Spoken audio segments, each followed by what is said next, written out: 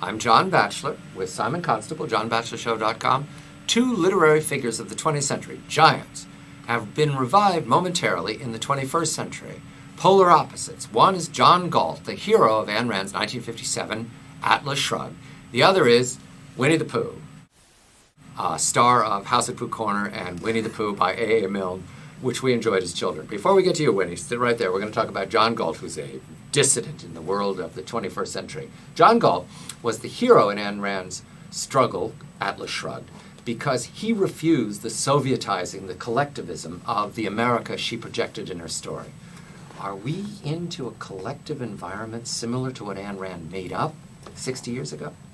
I'm afraid so, Comrade Batchelor. Yes. We are in, I'm afraid, the same situation. That means that the government owns everything, that everybody's a government employee, that wages and prices are controlled, and that there's just drift and taxes pay for everything, correct? Absolutely. The Treasury Commissar and the commissars in Washington, D.C., they're all going to decide, or they're all seeming to decide, a lot of what we're going to be doing in the economy. I mean, already, and it's probably going to creep higher. I mean, it's a creeping socialism. Now, John Galt was a hero because he refused all this, and when America ran into the grays of the luminous future of the Soviet Union, we all knew. In 1957, she didn't know what was going to happen to the Soviet Union. Now we know that it crashed and burned without credible cash. The ruble was useless.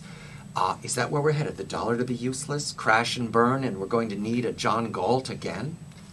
Let's hope we don't get that far. I mean, as I mentioned, We're not sure, are we? we're not sure. That's the worry. We shouldn't even be having this discussion. We shouldn't be anywhere near not sure. We should be, it's not going to happen. But I think, luckily, the American populace are going to get angry fairly quickly, maybe in a couple of years, about all of this, about the excess taxes, probably about the inflation, probably about the government controls. And I think that luckily we have a very functioning democracy here, and that the government gets voted out, and hopefully we don't have to go through the pain. Now, the other literary character has been revived because the news is the A.A. Milne estate will permit an authorized biography of Winnie the Pooh, an authorized story of Winnie the Pooh to continue the House at Pooh Corner, and we look forward to it this year. But my opinion of Winnie the Pooh is that he's the perfect collectivist citizen. He lived in 100 Acre Wood. He lived in a fairly modest house owned by somebody else named Mr. Sanders. And his friends were unangry and ineffective, Eeyore and Piglet, etc. Absolutely. Now, he makes a very good socialist. Indeed he does. Indeed he does. And, one of the things they all wanted to do, Pooh and Piglet, wanted to unbounce Tigger, which is roughly equivalent to unbouncing the economy. And what we have here is a future. We all get to decide.